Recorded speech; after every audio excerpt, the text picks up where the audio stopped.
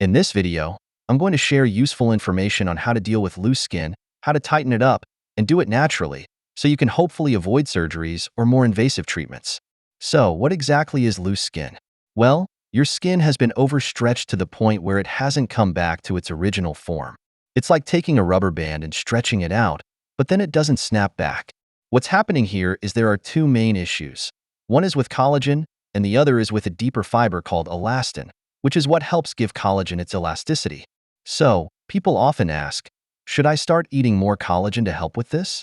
But the truth is, it's usually not a lack of collagen consumption that causes loose skin. Typically, the problem comes from getting older, losing a lot of weight, excessive sun exposure, pregnancy, smoking, being diabetic, or even dealing with a lot of stress.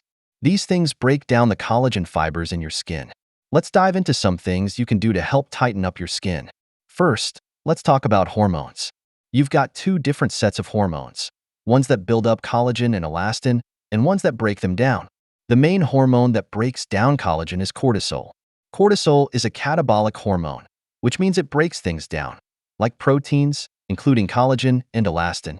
Stress activates cortisol, and that's one reason why stress can contribute to loose skin. On the flip side, there are anabolic hormones, like growth hormone, which help build things up. Growth hormone is everything when it comes to anti-aging and burning fat. It also plays a role in growing muscles, collagen, and connective tissue. There are three main ways to spike growth hormone. First, high-intensity exercise. The more intense your exercise, the more you'll stimulate growth hormone. Sprinting, jumping, plyometrics, spinning, anything with high intensity works. The key is to keep it short so you don't overtrain. You want high-intensity interval training, which means doing short bursts of high intensity with plenty of rest in between. You can rest for a few days to allow your body to recover and avoid inflammation. Another thing that inhibits growth hormone is glucose. So, that's why you need to stick to a low-carb or ketogenic diet if you want to boost growth hormone.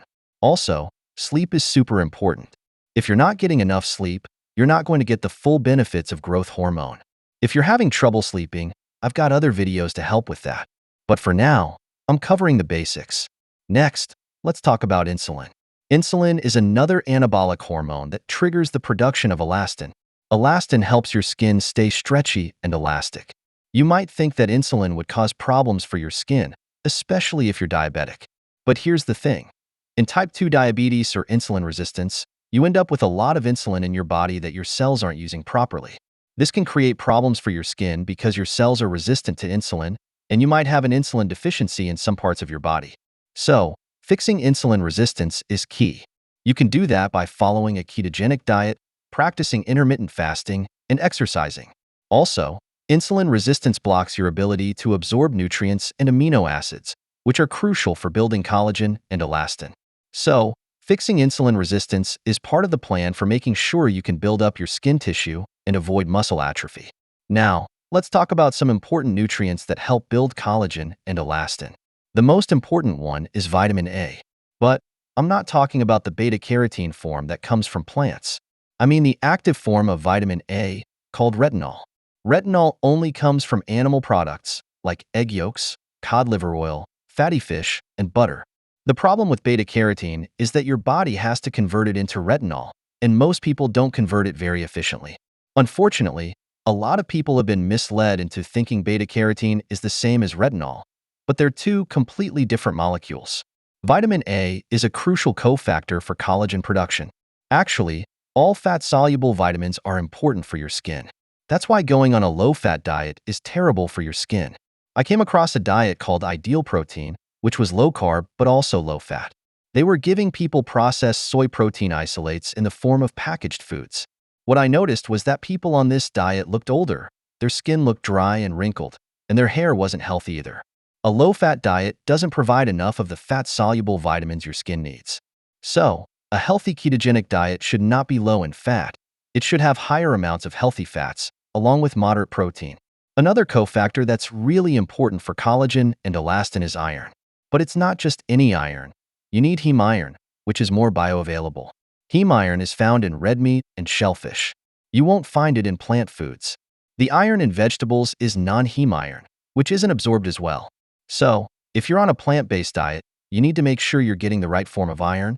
or it will be much harder to build collagen and elastin.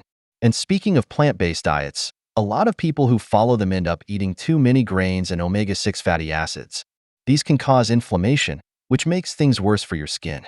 If you're doing a plant-based diet, you need to find ways to get the right nutrients. It's not impossible, but it's much more challenging. Next up is vitamin C. Most people know vitamin C is important for collagen, but here's the thing. Most people are taking synthetic vitamin C, which isn't the same as the kind you get from whole foods. The best way to get vitamin C is through food, like sauerkraut. Sauerkraut has more vitamin C than any other food. It's like 10 times the amount our bodies need. You can also get vitamin C from peppers, berries, and other fruits and vegetables. Exercise is another necessity, but don't overdo it. When you exercise, you create new blood vessels, which is called neovascularization. This helps bring more nutrients and circulation to your skin. Exercise also helps build muscle underneath the skin, which helps fill in the gaps left by overstretched skin. And of course, exercise stimulates growth hormone, too, especially when you do high-intensity interval training. Prolonged fasting is another powerful tool. Fasting puts your body into a state called autophagy, where it recycles damaged proteins. People with insulin resistance or diabetes tend to have a lot of glycated proteins. Glycation happens when sugar binds to proteins, making them unusable. If you're diabetic, you have a lot of glycated proteins, which is what they measure with an A1C test. These damaged proteins can mess with your skin, too, making collagen and elastin less elastic. But the cool thing is, prolonged fasting, like fasting for 3 days or more, helps clean up this glycation damage by recycling those proteins, rejuvenating them. Now, let's talk about the concept of a hormetic effect. This happens when you add a little stress to your body, causing it to adapt and get stronger. Prolonged fasting creates this effect, and so does exercise. But you can also trigger it with things like heat and cold. For example, alternating between ice-cold and hot water on your face can help stimulate skin cells and tone your skin. Some studies show this works well, and you can even do it on other parts of your body. Finally, let's talk about the sun.